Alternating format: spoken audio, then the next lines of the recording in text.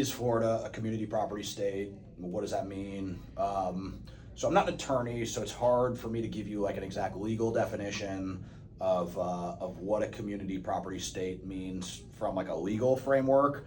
But I can tell you from a mortgage standpoint, what it means basically is that you cannot purchase property, essentially like anything that's yours is your spouse's, from what I understand it. From an actual mortgage qualification standpoint, there's like a very important distinction in how we would qualify you. So in certain states that are community property states, if you are getting a government loan, we have to take into account the debt of your spouse. So let's say you have no debt and your spouse has, $1 million in student loans, right? If you are in a non-community property state, as long as that spouse is not on the mortgage, we're not taking that $1 million of student loans into account when we're calculating your debt to income ratio.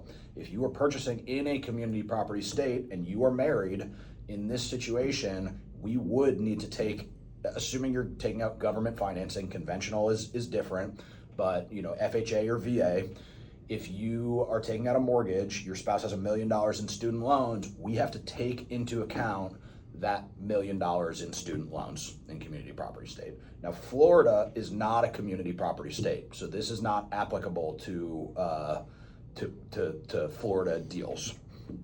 Florida is, however, a spousal state, which basically means that if you are purchasing a homestead property, a property with your that you're going to live in, a primary residence, and you are married, your spouse, even if they are not listed on the note of the loan, they still have to sign an acknowledgement in order for you to take out that mortgage. So where this, practically speaking, kind of comes into play is I have had several situations. I had a customer one time who was married. She had been separated from her husband or ex-husband or whatever you want to call it, never got a divorce, left the state that she was living in and fled to Florida because of domestic violence.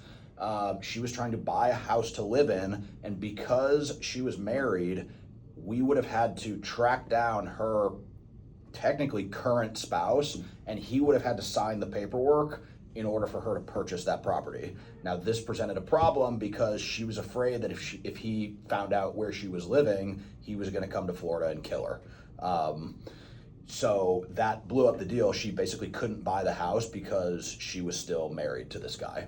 I've had other situations where, kind of similar, but a lot less scary, where we did deals. I did deals for a husband and a wife who had been separated amicably. They had kids together. They were still like friendly, but they never got divorced because it cost money. They just didn't want to deal with it. They're still actually married to this day, I think, and it's been like 30 years.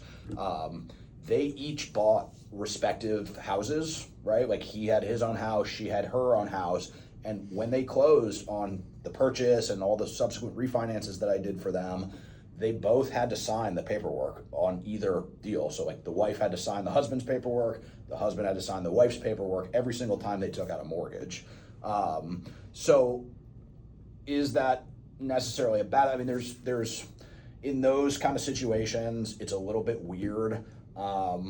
But the whole purpose, it was not always like this. Like earlier in my career, we saw situations where one spouse would take, you probably heard horror stories about, oh, my spouse, they took out a line of credit and spent $250,000, and now I have no equity in my house. They pulled all the money out and they spent it on gambling or whatever, whatever the case might be.